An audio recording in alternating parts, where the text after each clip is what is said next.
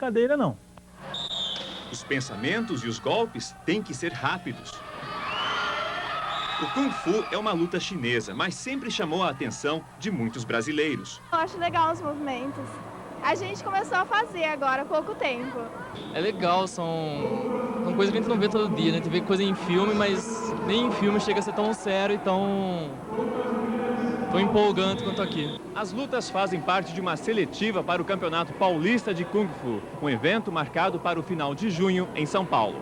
Cerca de 150 atletas se inscreveram para a seletiva em Bauru. Em cena, 30 categorias diferentes. Além de combates, também houve apresentações individuais com armas e roupas características da cultura chinesa. Marcelo Yamada, de 16 anos, é tricampeão estadual e brasileiro e mostra por quê. Seu ídolo? Adivinhe, Bruce Lee.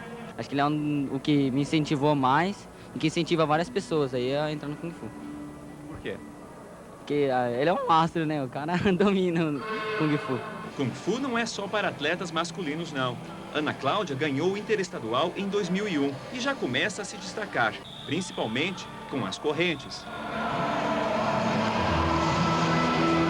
São movimentos com a mão, né? Com o braço, são no chão, são ataques com a corrente. Difícil? É, um pouco.